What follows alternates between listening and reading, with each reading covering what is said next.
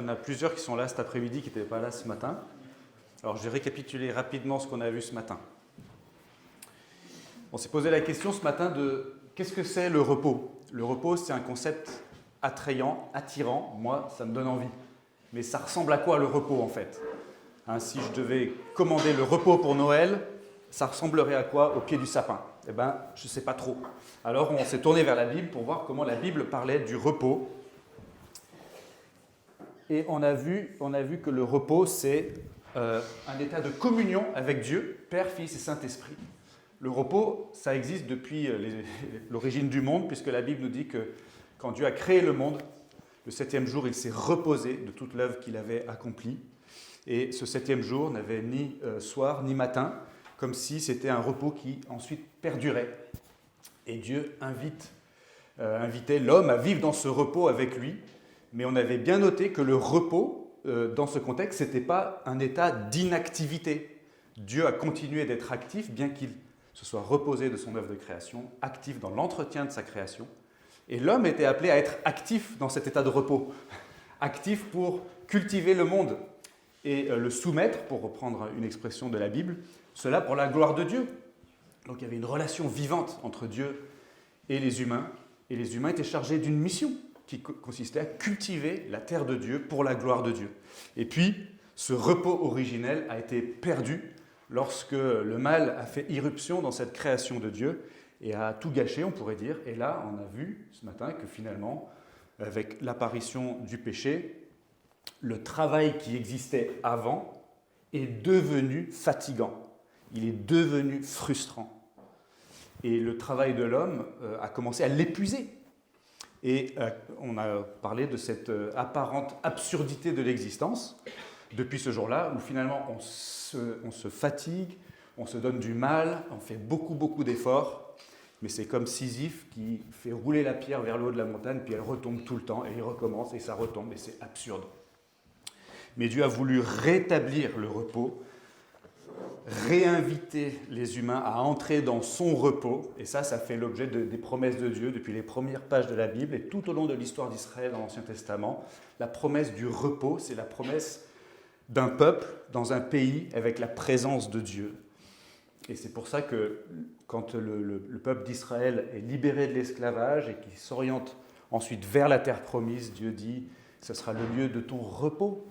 Tu vas entrer dans le repos. Et puis lorsque Dieu délivre Israël de ses ennemis, le texte dit « le pays fut en repos » et ainsi de suite. Et même Dieu fait de Jérusalem le lieu de son repos à travers le temple qui symbolise la présence de Dieu au milieu de son peuple.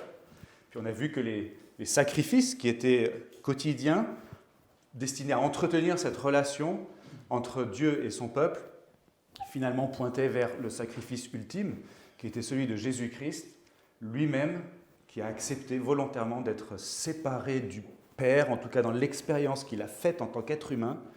Il a fait l'expérience d'être abandonné de Dieu, et donc d'être privé de ce repos dont il bénéficiait depuis toute l'éternité en tant que Dieu le Fils, au repos, si j'ose dire, dans la joie du Père et du Saint-Esprit.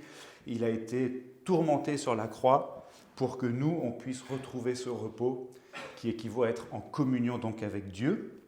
Jésus détournant sur lui-même la peine de nos péchés pour nous en délivrer. Et ce qu'on a vu surtout, c'était que le repos, donc, la définition biblique du repos, c'est pas ne rien faire, c'est plutôt se réfugier en Jésus-Christ, être uni à lui et être libéré non pas de l'activité, mais être libéré de l'esclavage. Et c'est plutôt en ces termes qu'on devrait réfléchir au repos. Donc le repos dans la Bible, c'est pas ne rien faire. C'est plutôt faire des choses, mais les bonnes choses finalement. C'est être libéré pour faire les bonnes choses, pour être rétabli dans notre raison d'être originelle, qui consistait à glorifier Dieu dans sa création.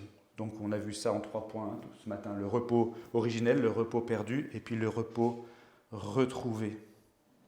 Alors en pratique, qu'est-ce que ça change ? Si on a bien compris ça, en pratique, qu'est-ce que ça change pour notre vie chrétienne ? Tout simplement pour le dire de la manière la plus simple possible, puis je vais développer un petit peu. Pour faire l'expérience du repos, du vrai repos, il faut en fait que ce repos soit orienté vers Dieu. Il faut que ce repos soit orienté vers Dieu, puisque notre raison d'être est de le glorifier. On existe, le sens de notre vie est d'être orienté vers Dieu. Et donc notre repos doit être orienté vers Dieu. J'ai 3 points qui commencent par S chacun. La sécurité en Christ, le sommeil dans la foi et le sabbat de l'Éternel. Alors, puisque le repos au sens biblique consiste à être uni à Jésus-Christ, à être rétabli dans notre communion avec Dieu, Père, Fils et Saint-Esprit, eh bien, une des clés du repos ici-bas, dès maintenant, c'est de s'approprier ce concept de notre sécurité en Jésus-Christ et de se l'approprier de plus en plus. C'est vraiment une clé de notre vie chrétienne, une clé de notre croissance dans la foi, de nos progrès, dans la sanctification, comme on dit, c'est de s'approprier de plus en plus cette réalité qu'on est par la foi, par le moyen de la foi, spirituellement unis à Jésus-Christ et donc adoptés comme enfants de Dieu pour toujours. On n'est plus des esclaves, on n'est plus des prisonniers, on est des enfants de Dieu, on est des héritiers du monde, le monde à venir. Et rien, si on est en Jésus-Christ, rien ne peut nous faire déchoir de ce statut. Alors je vais relire quelques versets qui ont été lus ce matin, mais qui sont très importants. On peut les apprendre par cœur.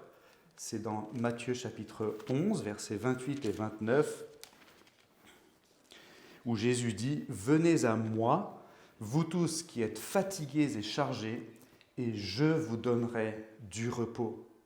Prenez mon joug sur vous et recevez mes instructions, car je suis doux et humble de cœur, et vous trouverez du repos pour vos âmes, car mon joug est aisé et mon fardeau léger. » Quelle belle promesse de notre Seigneur Jésus-Christ, n'est-ce pas?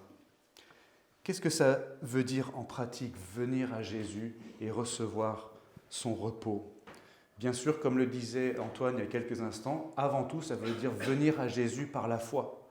Ça veut dire s'attacher à lui de tout son cœur, reconnaître que sans lui, on ne peut rien faire, qu'on est perdu en dehors de lui, que lui seul a payé sur la croix pour qu'on puisse être réconcilié avec Dieu, pour qu'on puisse être pardonné pour nos péchés, pour que la puissance du diable soit annulée dans notre vie, pour que la tyrannie de la mort n'existe plus pour nous, pour que le monde même ne nous tyrannise plus, ne nous opprime plus, parce que Jésus a dit qu'il était lui-même vainqueur du monde et qu'on n'avait pas à craindre si on était attaché à lui par la foi.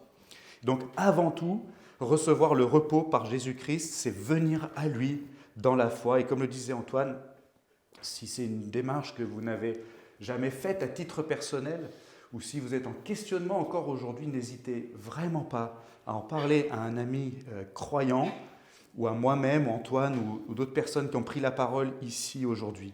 Et on serait vraiment très heureux et très honorés de vous accompagner sur ce cheminement.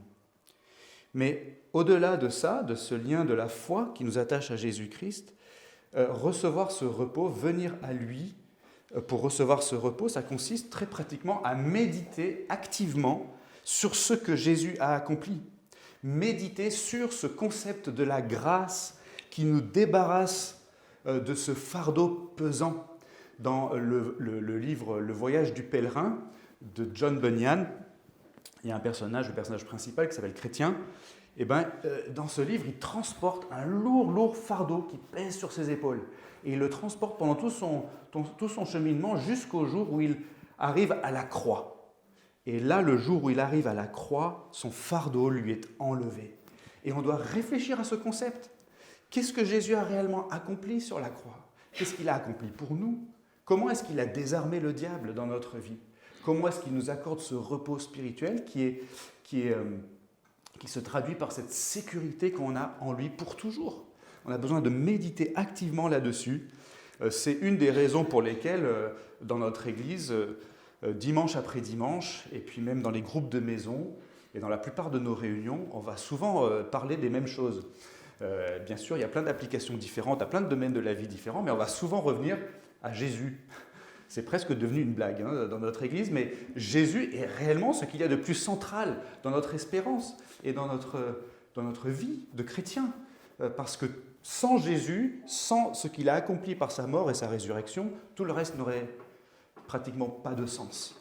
Et donc on veut méditer activement là-dessus, le rappeler activement, mais on peut le faire aussi à titre personnel, chacun pour soi, se rappeler ce que Jésus a accompli. Ça va nous permettre de faire de plus en plus l'expérience du repos à travers le sentiment, la conscience de notre sécurité en Christ. De plus, la Bible dit que quand on est chrétien, on a revêtu Christ. Ça veut dire que sa justice à lui nous a été imputée. Ça veut dire que Dieu nous a déclarés justes. Et c'est un statut légal qu'on a devant Dieu et qui a été déclaré une fois pour toutes. C'est-à-dire que notre casier judiciaire, il est complètement vierge. Non seulement il est vierge, mais il a été crédité de la justice de Jésus-Christ. Et donc, voilà ce qu'on est aux yeux de la personne la plus importante de l'univers. Et la sanctification dans notre vie, c'est-à-dire la lutte qu'on mène contre le péché, qui est encore là, qui est encore présent. Je vous rappelez, j'avais parlé des 3 P plus le P qui reste. Le 4e, c'est le P du péché, qui est encore là. Et bien, la lutte contre le péché, pour nous, c'est un combat qui est gagné d'avance. En fait, la sanctification, ça consiste à devenir progressivement ce qu'on est déjà aux yeux de Dieu. Et ça rejoint ce sentiment de notre sécurité en Jésus-Christ. Notre combat contre le péché, dans un sens, ne devrait pas peser sur nous comme un fardeau. Parce que ce fardeau, il a déjà été enlevé. On n'est plus sous le poids de la condamnation. Et donc notre marche chrétienne ne devrait pas être fatigante dans ce sens. C'est comme jouer un dernier match de poule dans une compétition, disons de foot par exemple, en sachant qu'on est déjà qualifié par les premiers matchs et que la première place de la poule est déjà acquise. On va jouer ce dernier match de façon très décontractée en fait. On ne va même pas trop se fatiguer parce qu'on n'a pas la pression de devoir gagner. Et nous, en tant que chrétiens, on n'a pas cette pression de devoir gagner. On peut lutter contre le péché de manière décontractée en sachant que la victoire a déjà été acquise par Jésus lui-même et que les mérites de sa victoire nous ont déjà été imputés. Alors on peut être détendu.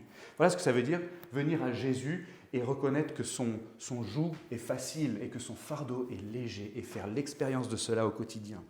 Un autre passage important dans le Nouveau Testament se trouve dans l'Épître aux Hébreux. Il en a été fait mention déjà.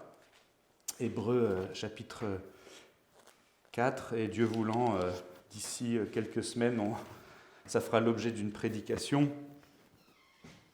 Hébreux chapitre 4.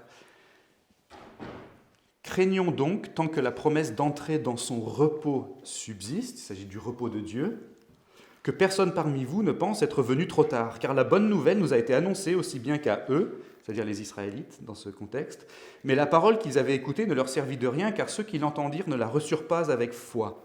Pour nous qui avons cru, nous entrons dans le repos dont il est dit « J'ai donc juré dans ma colère, ils n'entreront certainement pas dans mon repos ». Les œuvres de Dieu étaient cependant faites depuis la fondation du monde, car il a dit quelque part à propos du 7e jour, et Dieu se reposa de toutes ses œuvres le 7e jour. Et de nouveau dans ce passage, ils n'entreront certainement pas dans mon repos.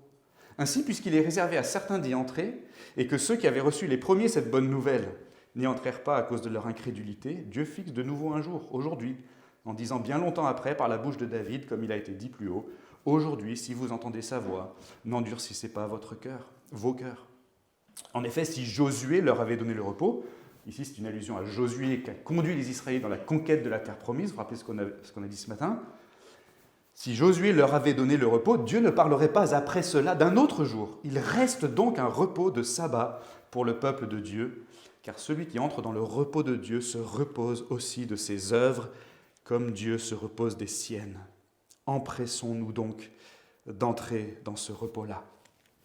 Entrer dans le repos de Dieu, c'est se reposer de ses œuvres. Se reposer en Christ, c'est se reposer de ses œuvres. Ça veut dire pour nous, croyants, ça change notre rapport aux œuvres. Non seulement on se repose de nos mauvaises œuvres, c'est-à-dire de nos péchés, qui ne nous condamnent plus et qui ne nous tyrannisent plus. On pourrait le dire de cette façon, nos propres péchés ne nous font plus peur. Ils ne sont plus là pour nous condamner ou nous tyranniser. Nos propres péchés n'ont plus de puissance sur nous. Donc on se repose de nos mauvaises œuvres, mais on se repose aussi de nos bonnes œuvres, parce que nos bonnes œuvres ne nous méritent rien. Vous comprenez ? On ne vit plus sous cette tyrannie absurde et perpétuellement frustrante de devoir remonter le rocher en haut de la colline pour rien. On se repose de ses œuvres. On est détendu maintenant. Et en pratique, c'est ça que ça veut dire quand on va méditer sur ces choses-là, c'est qu'on va vivre de plus en plus détendu et dans la paix, tant qu'on se rappelle intentionnellement ces réalités. Et c'est le sens ou un des sens de ce qu'on appelle les disciplines spirituelles, c'est-à-dire le fait de prier et de lire la Bible, parfois de jeûner. C'est ces choses qu'on peut faire qui nous rappellent la réalité de Dieu dans notre vie, qui nous rappellent la réalité de ses œuvres, la réalité de sa grâce, la réalité de notre statut, notre position devant lui. La prière nous rappelle qu'on est enfant de Dieu. La prière nous rappelle que Dieu lui-même tend l'oreille vers nous. La prière nous rappelle qu'on a cet accès auprès du Père, comme des enfants auprès de leur tendre papa. Et il nous est propice, il nous écoute. Puis la lecture de la Bible nous rappelle qui est Jésus, puisque toutes les Écritures saintes nous parlent de Jésus, elles sont centrées sur lui et sur son œuvre. Et donc lire la Bible, lire les Écritures, ça nous rappelle qui il est et ce qu'il a fait pour nous et qui on est quand on est attaché à lui par la foi. Et on a besoin de faire ça, ce genre de choses, non pas comme une tâche à accomplir, parce que là, ça serait contraire au repos, une corvée à cocher sur la to-do list, j'ai lu ma Bible, j'ai passé mon petit quart d'heure dans la prière, tac. Non, c'est pas ça le but. Le but, c'est de vivre ça de plus en plus comme une relation vivante avec Dieu qui nous a pris pour ses enfants. Alors, moi, par exemple, j'aime bien être en prière quand je marche seul, dans la nature particulièrement, mais pas forcément, même en ville. Pour moi, c'est un moment très propice où je pense à Dieu, je lui partage ce moment que je suis en train de vivre, même mes impressions sur les choses que je vois autour de moi. Je lui parle de vous dans mes prières, je lui parle de moi, et c'est comme si je me promenais avec lui. Et c'est vraiment un moment propice, je lui déverse ce que j'ai sur le cœur, et souvent dans ces moments, je me rappelle qui je suis en Jésus-Christ. Et ça fait du bien. Ce n'est pas juste le fait de se promener, mais c'est se promener en étant orienté vers Dieu. Et ça procure du repos. Bon, il y en a qui diraient, juste se promener, ça détend. Oui, c'est vrai. Mais au sens biblique, pour vivre le vrai repos, on peut orienter cela vers Dieu. Et vraiment vivre ça d'une manière beaucoup plus réelle pour nous en tant que chrétiens. Alors ça a été un peu l'objet de mon congé sabbatique, les mois de juin, juillet, août, de pouvoir justement me détacher. Alors, parce que voilà, nous les pasteurs, on a un défaut, c'est une déformation professionnelle, si vous voulez, c'est qu'on a un rapport un peu professionnel à la foi. On a un rapport professionnel à la prière, à la lecture de la Bible, à l'étude de la parole de Dieu, tout ça. Et petit à petit, ce qui se passe, c'est que ça devient du travail. Prier, c'est du travail. Et puis lire la Bible, c'est du travail.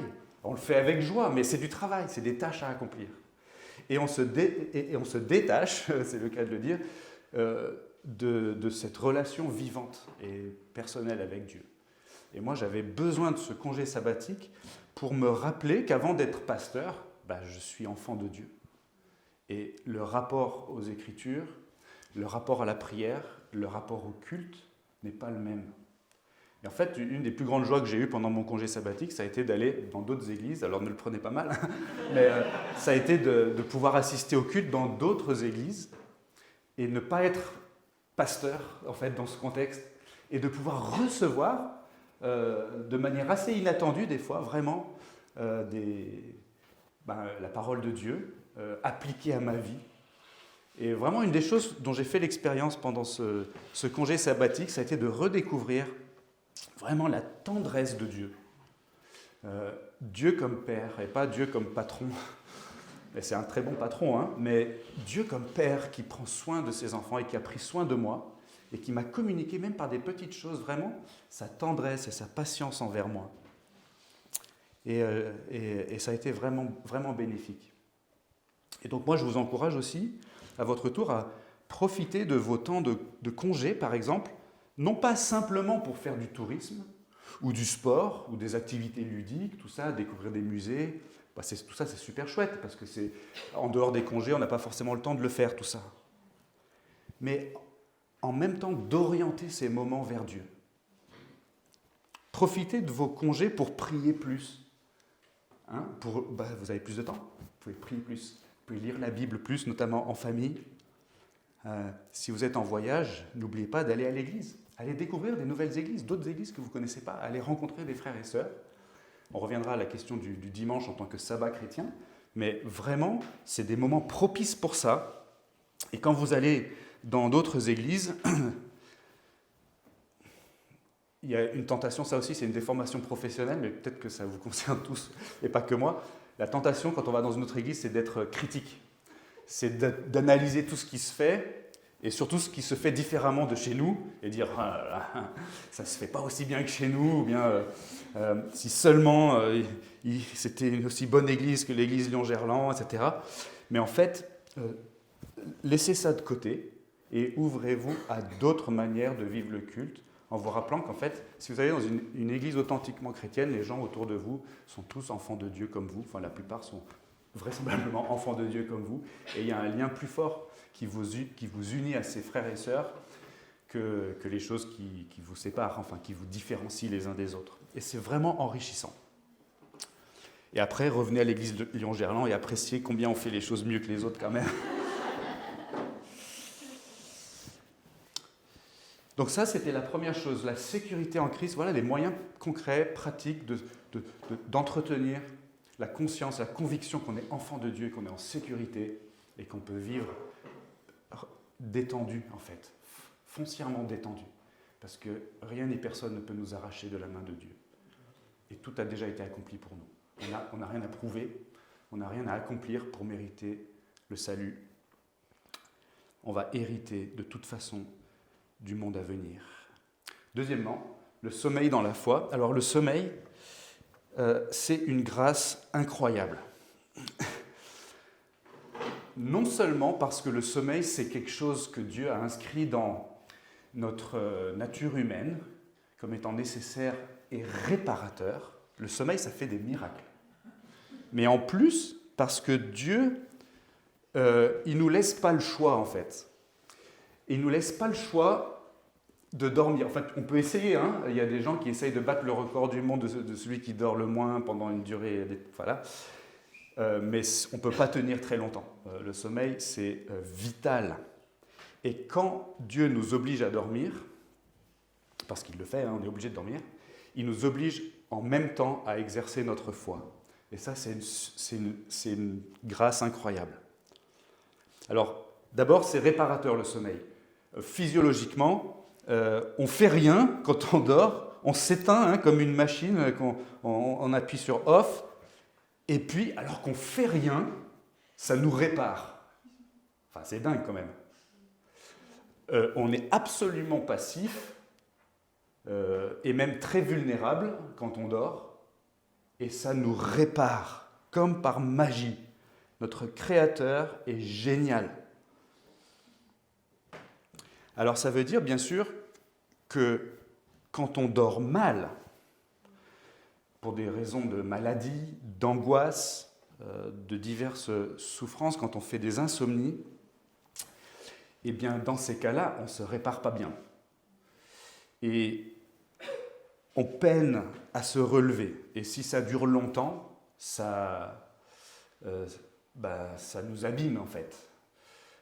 Et plus on dort mal longtemps, et moins on est bien. Et c'est vrai qu'on doit parfois se faire aider, c'est une des grâces de la médecine, pour retrouver le sommeil. Alors il y a des médicaments, des substances qui aident à dormir. Il y a aussi bien sûr l'aide des psychologues et des psychiatres, et tout ça, c'est pas du tout anti-spirituel. Au contraire, ce sont des aides qui vont nous permettre de nous rétablir, de nous réparer physiologiquement et psychologiquement. Parce que le sommeil, c'est si important et c'est quelque chose que Dieu a voulu pour nous. Parfois, on dort mal parce qu'on est assailli d'inquiétude. Or, la foi, c'est, d'après les Écritures, de s'inquiéter de rien. Alors, ça peut sembler un peu dur quand on lit ça, ne vous inquiétez de rien. Mais si on y réfléchit d'un point de vue purement logique, pourquoi est-ce qu'un chrétien devrait être capable de ne s'inquiéter de rien? Parce qu'un chrétien, il est persuadé que Dieu est absolument souverain. Mais non seulement il est persuadé que Dieu est souverain, il est aussi persuadé que Dieu est bon. Si on est persuadé que Dieu est souverain et qu'on s'inquiète quand même, c'est qu'en fait, on doute de sa bonté ou de sa sagesse. Et on est tous dans ce cas-là. Hein. Le doute, ce n'est pas le péché impardonnable. Hein. On lutte tous avec ça. Hein. Mais pour un des moyens de remédier aux inquiétudes, c'est d'étudier les attributs de Dieu. C'est de réfléchir à comment il est. Comment est-ce qu'on peut savoir si Dieu est bon? Comment on peut savoir si Dieu est sage? Bien sûr, dans les Écritures, on lit sa parole, on le découvre, dans ses œuvres, on le découvre. Personnellement, je suis conforté dans ma conviction que Dieu est bon et sage quand je contemple la nature qu'il a créée et la manière dont il la gouverne avec une parfaite sagesse. Mais on doit être intentionnel et actif dans le fait d'étudier les attributs de Dieu. Et plus on a une bonne connaissance de Dieu, de comment il est, et plus petit à petit, nos inquiétudes vont s'estomper un peu. Et ça aussi, c'est un remède pour mieux dormir.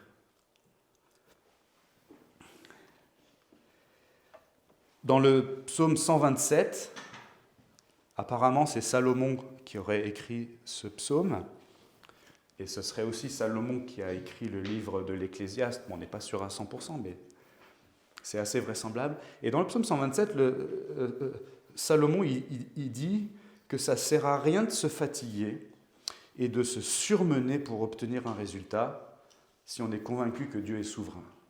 Parce que ça veut dire qu'on peut se fatiguer dans un projet, et puisque Dieu est souverain, il peut quand même faire échouer le projet. Inversement, on peut ne rien faire pour un projet, et Dieu peut quand même le faire réussir puisqu'il est souverain. La décision lui appartient. Alors bien sûr, entre les deux, il y a une sorte de ligne de crête. Hein. Dieu ne nous dit pas reste au lit toute la journée et je vais tout faire à ta place. Mais la tendance qu'on a dans cette société d'hyperactivité, gouvernée par la tyrannie de la productivité, la tentation qu'on a, c'est plutôt de faire trop. En tout cas, on y est incité. Et le psalmiste, il dit, non mais détends-toi, Dieu il est souverain. En fait, tu n'es pas obligé de tout faire parfaitement. Enfin, ça c'est moi qui ai besoin de l'entendre surtout. Hein. Tu n'es pas obligé de tout faire parfaitement. Les notes pour la journée de rentrée de l'église, c'est pas grave si elles ne sont pas peaufinées. Dieu est souverain et il fera son œuvre. C'est pas à toi, Alex, d'être parfait dans ce que tu fais, parce qu'en fait la perfection n'y arrivera pas, et on s'épuise à poursuivre la perfection, n'est-ce pas? Il dit ça, psaume 127, verset 2. « En vain vous levez-vous matin, vous couchez-vous tard, et mangez-vous le pain d'affliction. L'Éternel en donne autant à son bien-aimé pendant qu'il dort. » Ça veut dire que Dieu est capable de donner tout ça à celui qui a sa faveur, s'il le décide, alors même qu'il est en train de dormir. on devrait s'en rappeler. Et quand on dort, on devrait se rappeler que c'est une vérité. En fait, quelqu'un a dit une fois, je ne sais plus quel prédicateur a dit ça, mais je me rappelle l'avoir entendu, nous on peut dormir parce que Dieu, lui, ne dort pas. Si Dieu dormait quelquefois, là, on aurait raison de s'inquiéter. Mais puisqu'il ne dort jamais, nous, on peut s'endormir en paix. Parce que celui qui gouverne l'univers, lui, il veille. Il paraît que Tim Keller, il avait l'habitude de prier une petite prière, toujours la même, ou presque, et chaque jour, juste avant le coucher et juste après le réveil. Dernière chose qu'il faisait avant de se coucher, première chose qu'il faisait en se réveillant. Et ce serait une belle habitude, n'est-ce pas, pour nous tous. Peut-être qu'il y en a qui le font déjà. Pour s'endormir et se réveiller dans la foi. On peut dormir sur nos deux oreilles parce que Dieu ne dort pas. Il est souverain et il nous aime et il ne dort pas. Et nous, on est en Christ pour toujours. On est ses enfants. Au lieu de ça, qu'est-ce qu'on fait souvent? Enfin, voilà, peut-être que je parle de moi, mais je pense que ça concerne plusieurs. Qu'est-ce qu'on fait au lieu de prier avant de se coucher et prier au moment du réveil? On passe beaucoup de temps sur les écrans. Et ça ne part pas forcément d'un mauvais sentiment ou d'une mauvaise motivation. On se dit, je vais scroller un petit peu, ça va me détendre. Puis on voit des vidéos super sympas de petits chiens, de loutres, de je ne sais pas quoi d'autre. Mais vous savez, le temps qu'on passe sur un écran, ça, en vérité, ça ne repose pas. D'un point de vue physiologique déjà, on sait que ça ne repose pas, en raison du genre de lumière qui émane de l'écran, tout ça, et puis la façon dont ça stimule notre cerveau. Et puis c'est pas vrai non plus sur le plan psychologique, parce que c'est une surstimulation, une surexcitation en fait. Et juste au moment de dormir, c'est pas bien.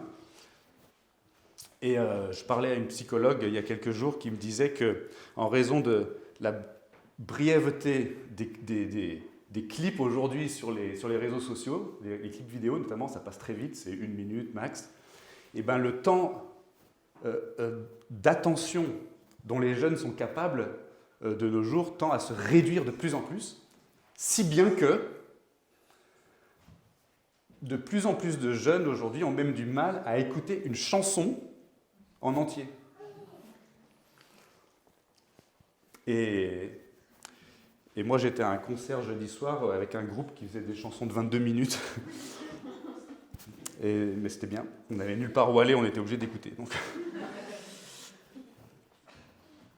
J'ai vu une vidéo récemment qui montrait de quoi ça aurait l'air si la Bible avait la place de notre smartphone dans notre quotidien. Alors l'ironie, c'est que j'ai vu cette vidéo sur mon smartphone, mais vous imaginez, vous vous levez le matin, et la Bible est là sur la table de chevet, déjà ouverte, et on la lit. Puis on va prendre son petit-déj, et la Bible est là, et puis on marche à l'arrêt de bus, et on a la Bible comme ça, et puis on attend le bus, on a la Bible, et puis on est dans le bus, on a la Bible, on est aux toilettes, et on a la Bible, et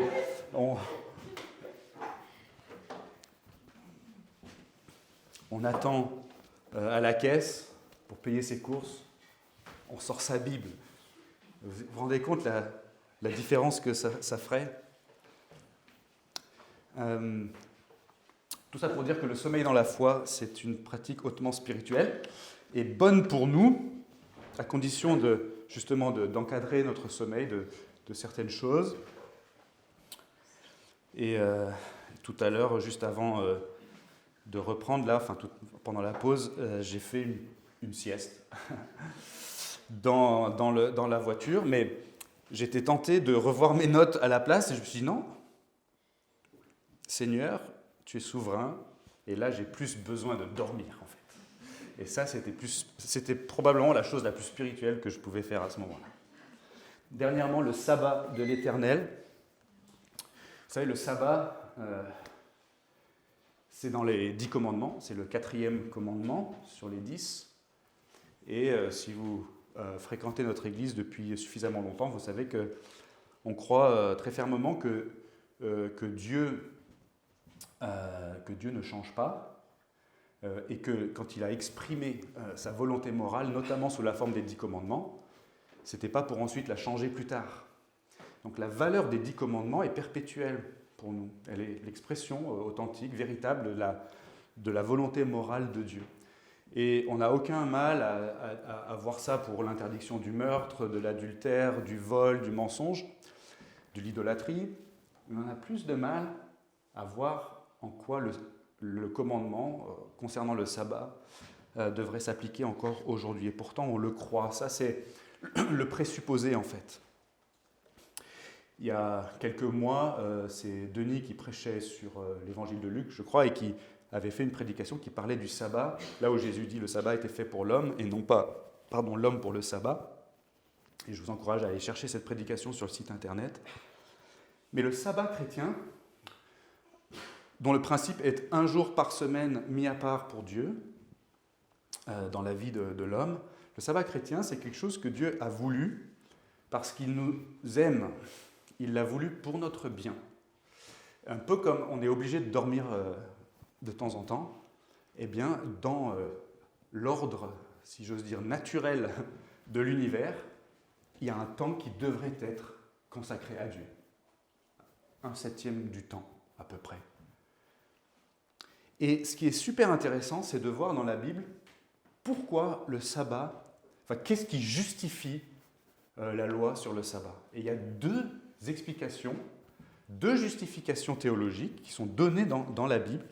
Je vous lis la première dans le livre de l'Exode, c'est quand Moïse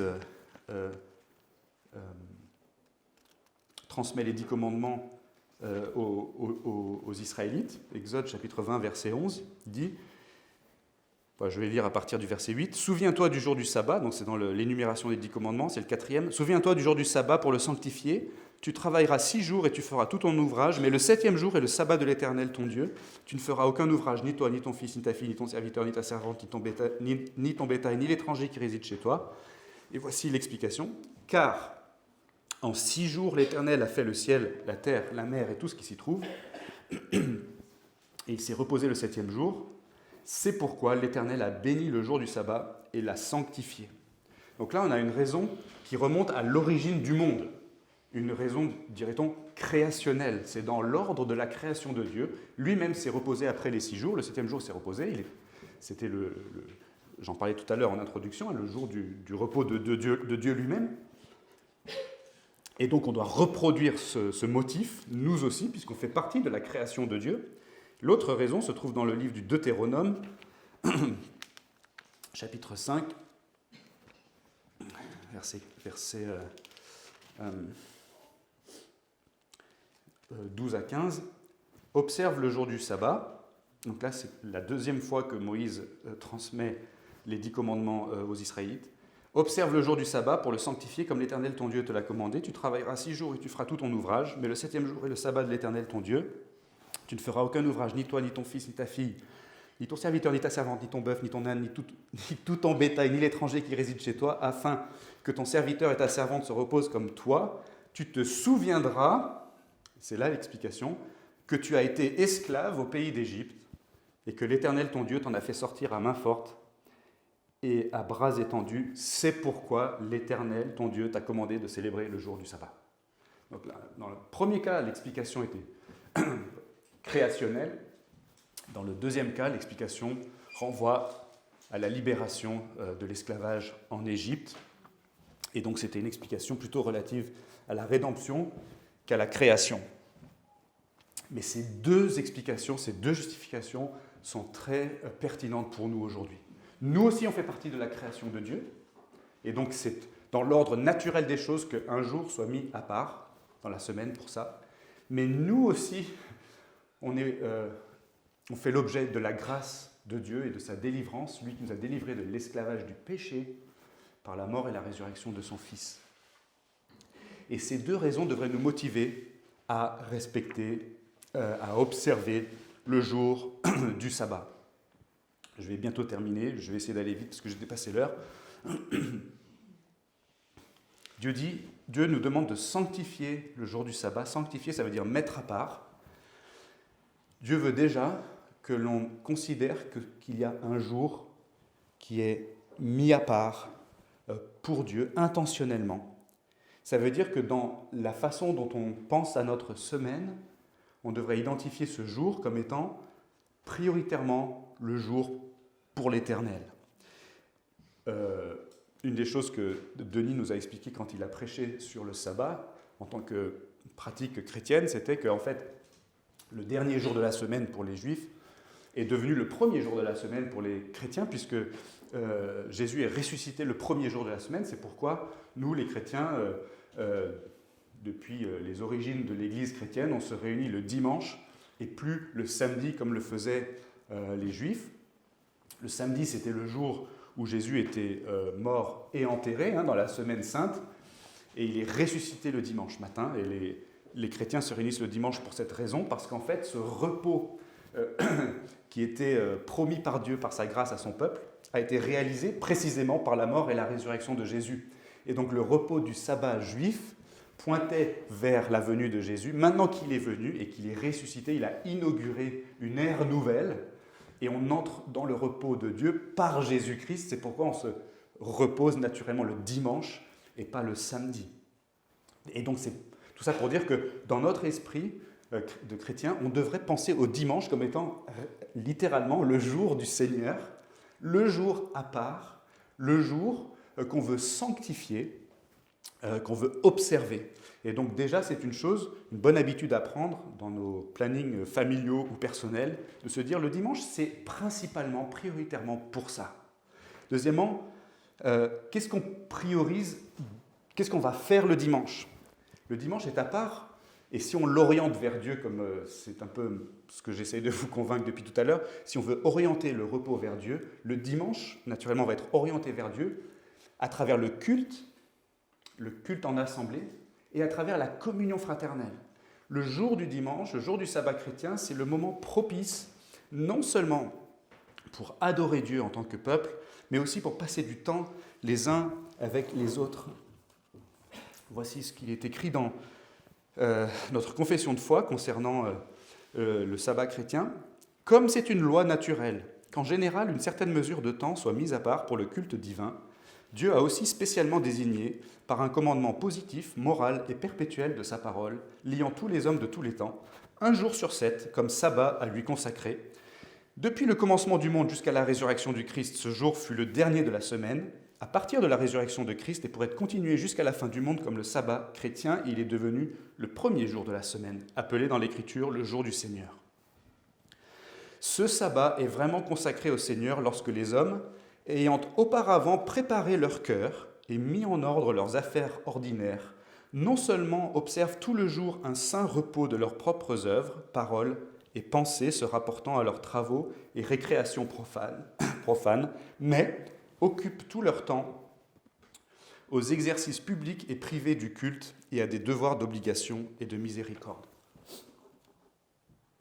Ce que je veux, on pourrait en parler longtemps, mais ce que je veux surtout que vous remarquiez, c'est que la confession de foi parle de ce qui se passe dans notre esprit le jour du sabbat. Et la confession de foi nous invite à orienter nos pensées vers Dieu, à faire une pause dans nos occupations ordinaires. Profane, ce n'est pas forcément péjoratif. Profane, ça veut juste dire ce qui n'est pas directement lié à la vie de l'Église. Et orienter nos pensées intentionnellement, activement, vers Dieu, vers son Église, vers la communion spirituelle qu'on peut connaître en tant que frères et sœurs. Et donc tout ça pour dire qu'il y a un avertissement quand même par rapport à la place, dont j'en parlais tout à l'heure, la place des divertissements dans ces temps que nous voulons consacrer au repos selon Dieu. Les divertissements peuvent prendre beaucoup de place dans notre vie, et ils peuvent prendre beaucoup de place le dimanche. Et le dimanche, en fait, je veux juste dire attention au genre de divertissement, en fait. Oui, c'est reposant de regarder la télé, c'est reposant de regarder des séries, tout ça, mais parfois, ces choses-là vont orienter nos pensées dans une autre direction qu'en direction de Dieu. La priorité, c'est que nos pensées soient orientées vers le Seigneur, et c'est comme ça qu'on va vraiment observer le sabbat en tant que chrétien. Alors bien sûr, je ne parle pas d'aller au cinéma au lieu de venir au culte, ça semble assez évident, mais aller à un concert de métal le dimanche après-midi où ils vont blasphémer contre le Seigneur. Je pense que la question se pose quand même. Vous voyez ce que je veux dire? Je ne crois pas que ça me soit déjà arrivé, hein, mais ça aurait pu, hein, et ça pourrait. C'est juste pour dire que je suis avec vous hein, dans cette réflexion-là. Donc, si on veut juste récapituler vite fait, faire l'expérience du repos, du vrai repos, selon les Écritures, ça consiste à orienter ce repos vers Dieu. Activement, intentionnellement, penser à qui on est en Christ. Apprécier le sommeil à sa juste valeur. Vous savez, il y a des gens qui disent, et j'ai changé d'avis là-dessus assez récemment, si tu as beaucoup de choses à faire dans la journée, lève-toi encore plus tôt pour prier pour toutes ces choses-là. Et donc dors moins. Pas mal. Donc je me levais à 4h du matin, je vais prier de 4h à 5h, puis après de 5h jusqu'à 20h, je vais pouvoir faire plein de choses pour Dieu. Non, j'ai changé d'avis. Pour moi, c'est si tu as plein de choses à faire dans ta journée, fais-en moins pour pouvoir prier. Mais entame pas le temps de sommeil, prends plutôt sur le temps de tes activités. Et je pense que ça rejoint ce que dit Salomon dans le psaume 127 en fait. En fait, Dieu il est souverain. Même si tu dormais toute la journée, Dieu il serait capable d'accomplir ce que tu as envie de faire. Donc le sommeil est précieux, Dieu l'a voulu ainsi. Et enfin, le sabbat de l'Éternel, c'est une manière de vivre un jour sur 7, la préfiguration en fait du repos auquel on est destiné. On se réunit dans la communion avec Dieu, par Jésus-Christ, dans la communion les uns avec les autres, dans l'attente de notre héritage sur la nouvelle terre, où il y aura un pays, un peuple et la présence de Dieu. Mais cette fois, il n'y aura plus le 4e P, il n'y aura plus le péché. Je vous invite à la prière.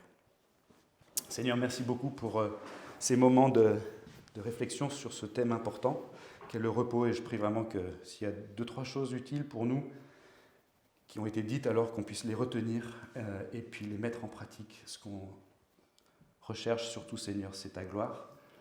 On veut être des enfants reconnaissants et fidèles. Et on prie vraiment que tu nous aides à le devenir par la puissance de ton esprit dans nos vies. Et au nom de Jésus. Amen.